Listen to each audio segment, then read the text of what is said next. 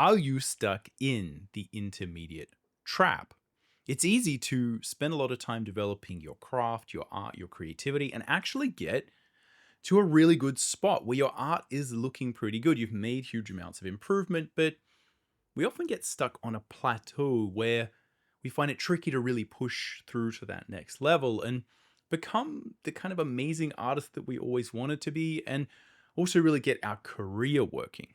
What I'm going to talk about in this video are three elements that I really think are key to being stuck in your artistic development and what you can do about them.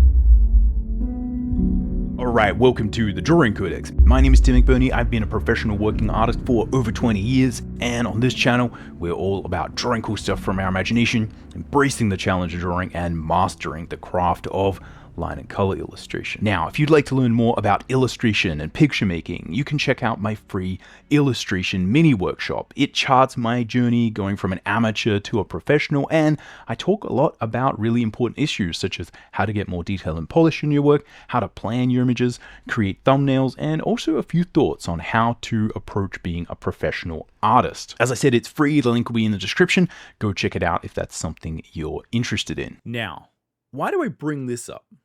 I think a lot of artists get stuck on their journey in this intermediate level, and it can be just very depressing, and it can lead to a lot of disillusionment because in the beginning, we're often really struggling. And when you get to a really good intermediate level, your art has improved a huge amount, and everyone can kind of tell that your art now is kind of good. Like, it's okay, you can do things, you can draw things, but there's often a lot still holding us back from often either really creating the art that we want, getting the higher levels of polish and detail, and also the higher levels of creativity, like really making the art that we want, and for a lot of us, especially building a good career. There's often a real gap that I find from graduate students who have graduated or people who put in a lot of work and getting to that professional level, or even for a lot of people who are kind of at the lower professional level of jobs, like your sort of entry level, your junior jobs, like maybe you get a little bit of work, but you're still not getting the actual jobs you want. And you can see there's a big difference in your work. For me, this was one of the most challenging parts of my journey. So I'll switch and show you some actual kind of pictures. So here, I've got a couple of different images, and these are actually from a previous little presentation that I put together, but I think they'll serve our uses nicely here. So as I said in the beginning, if I look at my artistic journey, I kind of didn't have a lot of ability to create a lot of detail, to create a lot of refinement, to create finished illustrations. And even though I was progressing a lot and getting better and better at these things and getting to what back then was like an okay professional level, I still was severely limited. I was often struggling to really find my place in terms of career. When I did get jobs, I noticed that I kind of struggle. And often the real challenge that happens here at this kind of intermediate level is, and this happened to me with a couple of these images here, is people would kind of hire me based on some of these images, but these were kind of things that I did when I was performing my best, when I was working within a style that I knew, designing characters that I thought were interesting, using my visual library, using the angles that I was kind of comfortable with, using subject matter that I had good visual library for. And when I kind of stepped outside that, often the wheels would fall off everything. And I just find that this can often be one of the most challenging things because a lot of people would look at the work and say, well, that looks pretty good. And you can see here that some of the stuff we're going to talk about is some foundational stuff. And you can see here, like, I had some idea of perspective. I was really trying to improve. I was making great strides in all these kind of areas, but it still kind of wasn't coming together. And I guess the biggest challenge here is I wasn't really sure why this was happening. And I know that a lot of artists who get stuck here just aren't sure why this is happening. You can graduate, you can get to that kind of early level, but we're still not really improving and it's not obvious why. So I just wanted to make a video talking to this and giving you three things that you can try and think about that I found really, really helped me. And these are both really tactical, but also different ways to think about improving your artistic development. So the first thing that I think can really help you escape the intermediate trap is something you are not going to want to hear, but I'm going to say it anyway. And that is to do with foundation. But not just as you've heard it, just wait a minute. What we're going to do is try and reframe our relationship to the concept of artistic craft and foundation. Now, one of the things that I notice really is actually tripping people up is that they actually haven't often really doubled down on foundation as much as they need to, and as much as we need to as artists to really get to that high level of craft. Now, we'll talk about some different things and how craft is maybe not always the solution, but for a lot of artists, it is, especially if you're trying to get jobs in the entertainment design fields, concept art, drawing comics, animation, illustration. Things where you need to draw things with structure, you need to be able to construct scenes, you need to be able to draw backgrounds and characters and just understand perspective, rendering, etc. And what I often find is that everything looks a little bit mushy when we're in this kind of intermediate land. And you can see that with my work. So if you look at a lot of these things, often the problem isn't that there's no knowledge of perspective. You can see here that I had taken some tutorials, I'd read some books, and I was trying to take on a pretty intense scene. This was a pretty epic scene. And you can see here, like, look, it's not bad, but it's really lacking a lot of detail and specificity. And this is often the case, is that the challenge for me to kind of do this was so great that I kind of just gave up on adding all of the details to the background. I kind of gave up on adding a lot of the secondary form, and adding secondary form is such an important aspect. And that just means often adding those extra details and knowing how to construct and build them. If you don't know how to add all those extra little details here and there, often what happens is the areas of our art that aren't as developed, like the things that we're not as used to drawing, just kind of look a little bit messy. And this is often something that I see who are kind of in people who are stuck here and students who are stuck here. This is what sort of happened to me, is that like everything's kind of okay, except I really just wasn't sure how to construct a lot of these secondary forms to really build the dimensionality, to add detail. And so the art always looked a little bit loose, a little bit rough, but not in a good, nice, clean, professional, loose way.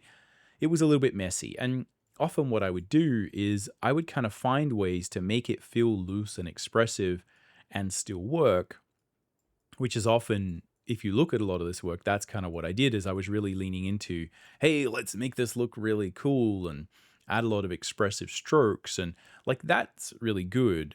But the problem was that I really didn't know how to add that extra detail. If I look at a lot of these anatomical structures, I really didn't know how to add that extra stuff. And even though I was saying, hey, I'm going for a simpler look, I'm going for this style, the reality was when I actually had to, when push came to shove and I would be shoved in a professional environment, I really didn't know how to add that extra level of polish. And everything that I did to the image kind of looked worse and worse. And this is often really the problem, is that you can get to a pretty good state with being able to draw solidly. Like you can see this gun has some dimensionality to it. It's placed in a decent way. There's a lot of energy there. It's working on many levels. And a lot of people saw this and really liked this work. This is one of the more popular things that I did back then. And I think this actually got me a couple of really good high-level jobs that didn't go that well because I really couldn't follow this up and replicate this. And in many ways, that is often down to the fact that we don't double down on foundation. And this is often what it looks like, is stuff is a little bit mushy. Even if you kind of manage to figure out intuitively a lot of the ways to make art interesting, you often have something that will really be an element of your art that you can leverage, either the design, or you're interested in a particular genre, or a lot of people just get good at drawing really kind of attractive individuals, and whatever it is, right? You get good at kind of something, and that gives your work some appeal. But often it's just raw foundation. We're just kind of lacking that foundation. So what do we mean by that? Let's go and look at that and understand what I mean, because often I think when we think of foundation, we're often thinking of it in terms of, let's do anatomy, let's do still life, let's do life drawing. Like, there's a lot of different elements of art that come under the banner of foundation. What I'm really talking about here is the core foundation that is going to relate to every artist. If you are drawing really naive, simple, cartoony comic books, I think the core understanding of perspective and rendering and how to construct forms from your imagination using these principles is really what we're talking about here, because it teaches you about perspective, and perspective teaches you about lighting, because that allows you to cast shadows. And just having those tasks of, like we have here, you have to render these geoforms and make them look kind of realistic. Even if you're not aiming to draw realistically, this will teach you about the very basic foundational principles of art. And that's why so many foundational demos and boot camps kind of have these exercises. But I think where this often trips us up is that we don't really know where this starts or stops. So when you're faced with the challenge of, do I know this? Do I not? Have I succeeded with my foundation? Have I still a long way to go? It can be really tricky to know where you are. And this is what I'd say, is that anatomy, still life, these are not really part of what I would call the core foundation. These are visual library challenges and you learning to observe the world. But what will really help you improve is understanding the basics of perspective, the basics of rendering, and how those two interconnect.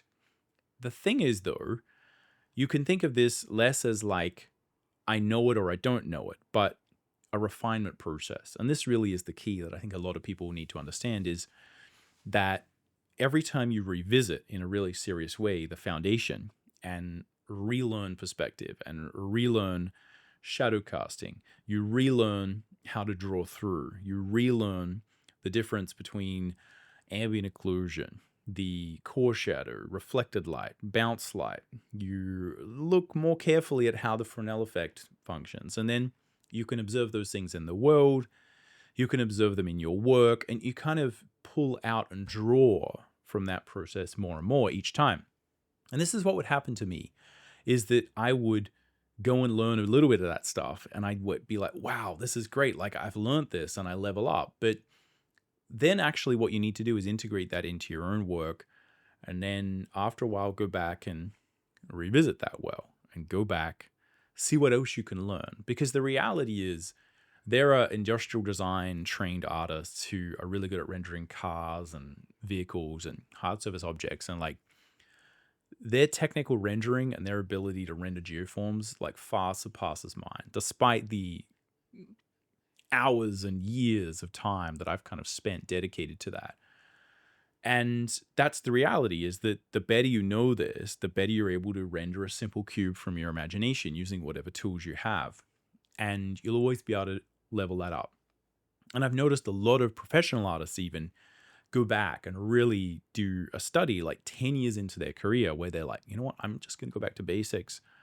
And they often find like their work really levels up, and that takes everything to a whole new level because they're kind of ready for it. So the reality is, like, you kind of can't often cram all that foundational stuff. You can't often just cram years and years and years of perspective and kind of learn it all. It is a matter of figuring out how it integrates into your process, how you use it, and you're likely to forget some of it, basically. So often for the intermediate artist, if you're kind of stuck there, revisiting the foundation can be what you really need. Now, I guess also it's good to just look at this with some caveats, because a lot of people are going to be like, well, what does that matter? And what I'd kind of say is that often not every professional artist has a great mastery over perspective.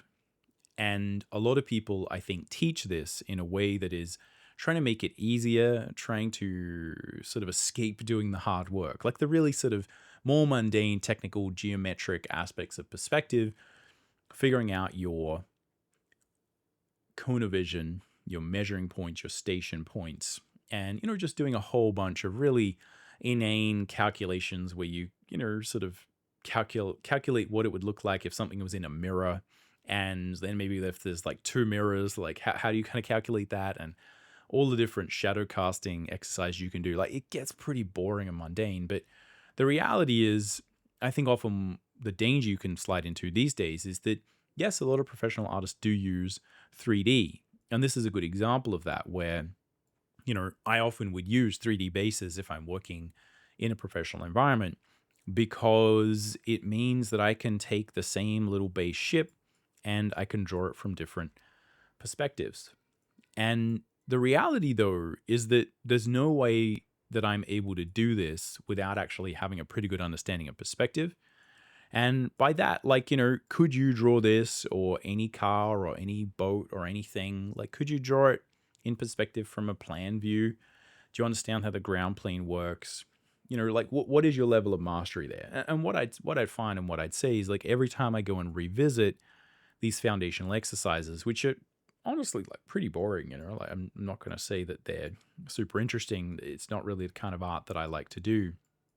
But the more that I would do that, the easier it would then be for me to take some of these little base 3D models that I did and add all of this kind of detail very easily and effortlessly over the top of it. So what you see is that you get a massive amount of multiplication of that perspective knowledge, where it makes everything better and better. And the same with rendering, the same with all of these things. So hopefully that at least clarifies a little bit of what I mean when it comes to Foundation. Often people say different things, and it can be very frustrating if you are in that intermediate thing for someone to say, hey, you just need to go work on your foundations and more. And it's like, dude, I have been. Like, look at this. Here's my receipts. And the reality is, there's no end to this. You keep going back to that well until you get better and better. And as I said, there's no upper limit. Like, there's no point at which you have really said, oh, I understand this, because there's always extra observations. There's always your ability to do those technical things, but do them with your process, do them in your medium.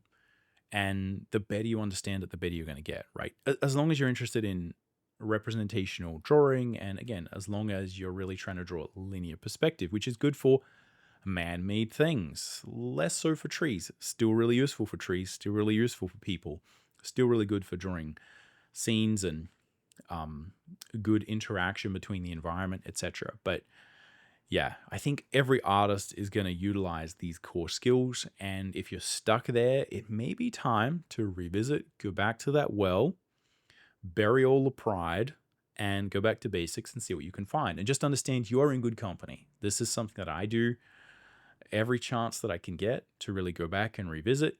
And it's honestly one of the best things about teaching this stuff is I find, like, I don't actually have to motivate myself to do that, because it's kind of part of the job of sort of doing drawing teaching. But yeah, I've seen so many artists just reach that next level simply by going back and really taking this stuff seriously. The second thing here is another item that I often see graduate students or people who are stuck in their career, haven't really been able to get to that really good place, is process, and having a really sorted process. This is also one of these things where I'm going to unpack this, because I know you can hear that and say, well, like, everyone's got a different process, and some people have chaotic processes. Yes. I think the thing here is that often what you're dealing with, and I'll look at a couple of examples just so you can kind of see what I mean, is that what I'm really talking about here is having a defined way that you step through the steps of your image. Everyone's going to be different, granted. But if you're really trying to create something that needs a lot of planning, and this could be that maybe you're just creating character designs, in which case a lot of your planning and process is about design, form, design language, mood boards, thumbnails, ideation. It's less about building an illustration, but I'll use the illustration process as a little bit of an example here, because I think it's a good way to illustrate this, pun intended. And really the idea is that often what I see is, even though people have like a way of going from A to B, often intermediate artists get stuck because they really don't have a sorted process. in the beginning, what you're often doing is just kind of making things up as you go along. And I think what you'll find will really help is to have something that's a little bit more refined. This is where often what I'm recommending and what I often teach is a simple, reliable process or even advanced, reliable processes. But this is about making sure you understand the steps of creating an image, understanding how detailed you need this image to be, and all the things that you need to plan in order to make that happen. So I often have a fairly staged process because that's how I work and that's how I teach. And that's what I find is the most reliable, relaxing way to do it. It's also a great way to learn. But this is often what I'm talking about is that we have a thumbnail process. We have, in this case, a refined thumbnail or rough. You may have a color rough. You also would then have finished lines. And this could either be a sort of rough drawing that's sort of constructed where I have a chance to be messy. But even with that, I may erase and refine and try and get a really sort of clean version of it. And then you would either take this and paint it, or you may take this as I do and create a finished line drawing from it. Now, the point here is just to illustrate that often art is made out of steps. And it's often not that intermediate artists don't have a defined process. It's that often steps are missing. So one of the things that you'll find really challenging is that if your process is not refined and you don't really know what you're doing where, the typical problems you have are that the composition is not really sorted well enough. Like, it doesn't really feel as if the eye flow is perfect, the hierarchy of detail is perfect. There's always some stuff that's off. Often the other problem is you're really struggling to get it to look highly polished. This is what was the bane of my existence for like literally 5 or 10 years. I just had no idea how to get things to look finished. And often the problem there is that the solution to the finish is at the start. So what you have to do is plan sufficiently to create a great composition so that you know where to put the detail in the first place. Because one of the tricks of detail is that you don't want to put detail everywhere. You want to put detail in your focal area. That's what makes a painting look finished, is having a finished set of hierarchy, i.e., areas of the image that are not meant to be in focus are not in focus. Your eye is not drawn there. And this gives you that effortless way that you'll navigate the page. And intermediate artists are often sort of skipping some of those early steps. We're trying to rush through. And this is perfectly normal, right? Like, often in the beginning, you're just trying to figure out how to make good art. And it's a little bit more rough and tumble. We often don't commit to a detailed process. So often what you end up with is not really quite sure why your art isn't able to reach a certain level of quality. And it's normally in, again, as I said, 3 key areas that you're going to find the problem. The first is you haven't done a good enough thumbnail or design. So if this is character design, it's often just not really thinking through the actual design well enough. So you kind of don't have a really striking design. And then it becomes hard to pull out interesting aspects of it. If this is an illustration, often the problem is not having a good enough thumbnail, not having a good enough idea, not having a good tonal layout. If you're trying to come up with a good color scheme, not planning a color scheme. It's often in the beginning that we kind of actually are failing before we even set out. So this is just, and often you don't really notice this because in the beginning you can kind of rush through and your art sort of looks okay and you're like, well, I'll just get better at finishing it. But actually finishing it is about starting it properly. The second thing that I find is really tripping people up is not having and adding enough secondary form. So if we go back and look at this example here, often what people will do is similar to what you would see me do maybe when I'm doing a rougher little kind of fun drawing, is I just go from a thumbnail and I basically do a rougher sketch over the top of that, and then I kind of just ink it because I've done so many of these, I can skip those steps. The thing that would often be stopping me from adding that sort of detail is I didn't have a stage in my process where I was able to really draw or focus on building out the forms properly and actually refine, like if you have a hand here, where's the light coming from? Where are all the different sides of the fingers? What's going on there? And it's often that extra level of detail or form that you add that allows you to kind of create a little bit more detail. Now, again, I have a pretty stylized style. I'm not creating this hugely detailed world.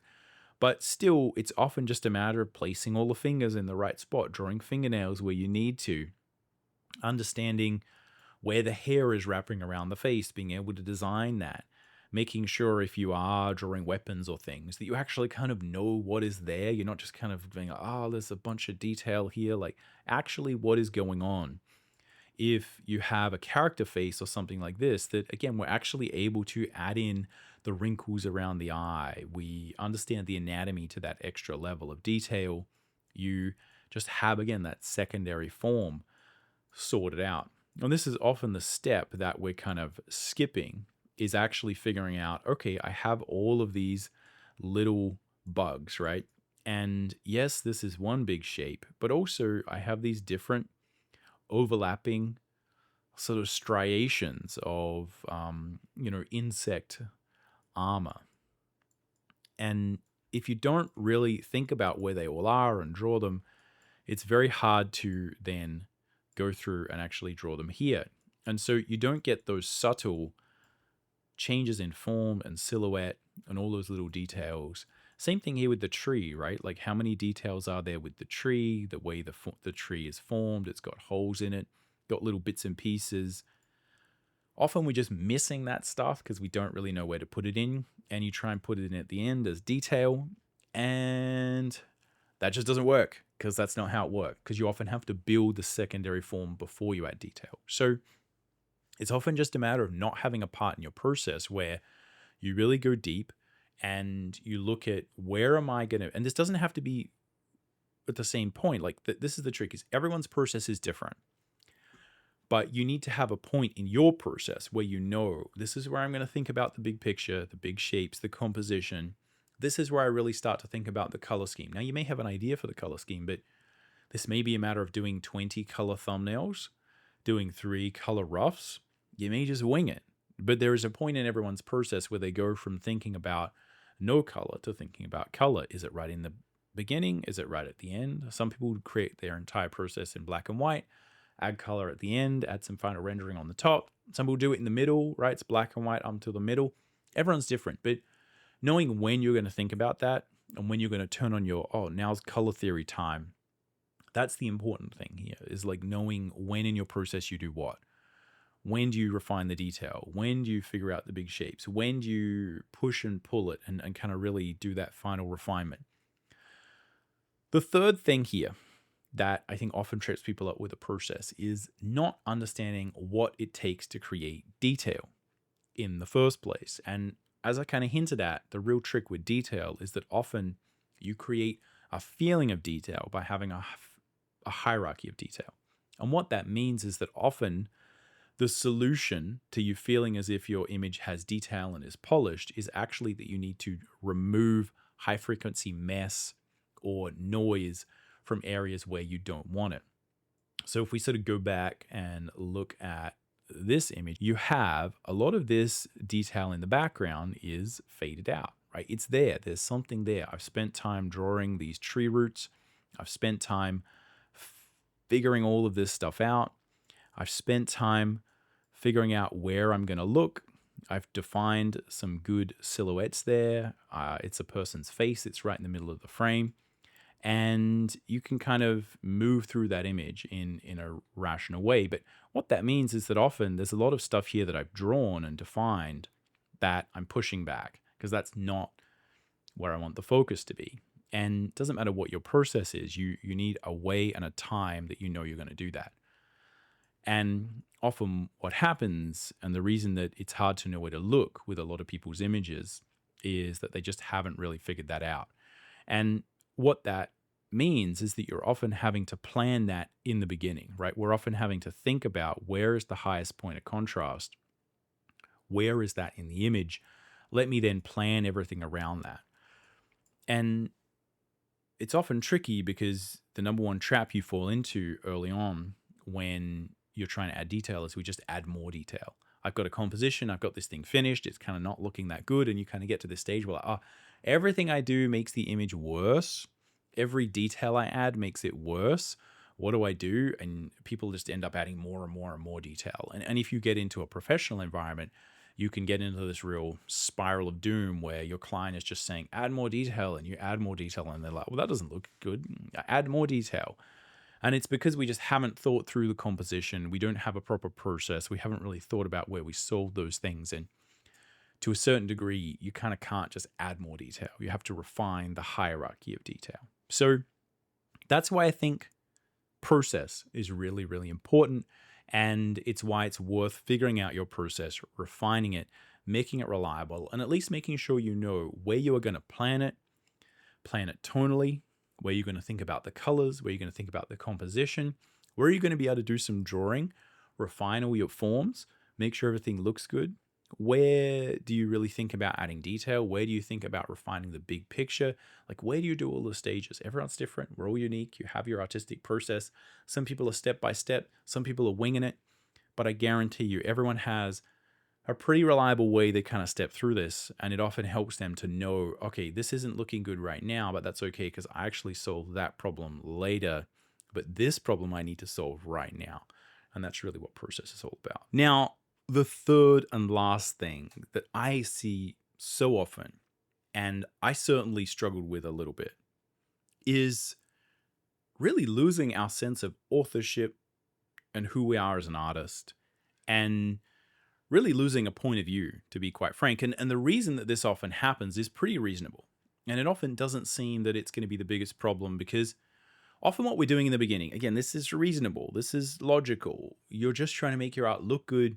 We're trying to reach some level of professionalism. You can often go to a particular schooling environment, follow a bunch of artists that you like. You may be taking tutorials or classes or courses with people who you really admire. And it's easy through that process to find, hey, this works, hey, that works. This is making my work look more popular. And often when we make our work look more like XYZ AAA game or hot property or whatever, other people respond to it well and they're like, oh, that kind of looks like this. So that's really good. And we kind of think maybe we should move in that direction.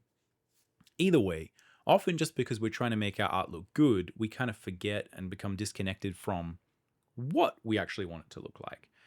And often a lot of schools kind of squish this out of you a little bit because they just want you to get to a decent level, and they often just want to get you to have a job so that they can say, hey, all our graduates get employed and stuff. And often what happens in the beginning is like we're often going after junior level jobs and trying to find some career that will just kind of take us to get that kind of first foot in the door. You're often taking on like little jobs here and there, commissions or whatever. And often it's just not that important, like who you are as an artist, because you haven't often found yourself, right? But the danger is that you can maybe never find that. And it's not just that, okay, maybe you're going to drift away from that or become herded towards making more generic art, because people will often hire you not for who you are because you're not anyone. They'll just hire you to do generic commodified art, even though that's less so these days with AI, but I think it's still the rule applies. And you kind of just get herded down this road, and it's like, who was I as an artist? Well, it doesn't matter. I mean, let's just keep going down here. But the reality is that there's not a great future there often in terms of you being a unique artist who is in touch with what type of art you want to do. And we often just don't develop those core aspects that are really important to us.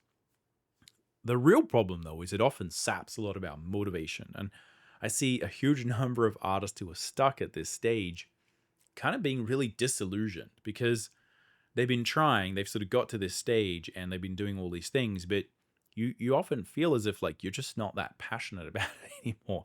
Like, oh, I used to be really into drawing, when it was me just drawing in my school book or drawing whatever cool thing was sort of popular when you were a kid. And you kind of lost a little bit of that because now it's all about all this other stuff. And I think the key is really simple. Like, this is not a complicated point. It's just that you do need to reconnect with that, and it's worth reconnecting with that. How you do it is really just a matter of re-immersing yourself in who you were as an artist, and also understanding that a big part of what will make you successful and keep you motivated and inspired is to connect with this and to think about filling your world with interesting visual things, with looking at the world visually, trying to think about what design aesthetics, what shape language you like. Try and really make your world much more visually interesting and to study, like study the people who influence the people who influence you. Go back and trace the visual lineages back to where, as far as you can go. Understand the history of art, the future of art, design, all these interesting things that can really help you to find a couple of unique points of view that you really like. There's so many times when I would be, because again, I spent a lot of time teaching in university environments where there's like 30, there's like 100 students there in a room. They're all kind of doing this stuff. And so many times you just kind of find that people didn't know that there was all this stuff out there. There's like, oh, there's like hundreds of years worth of art that people have done back here. And when people go looking for it, it's surprising what they're interested in.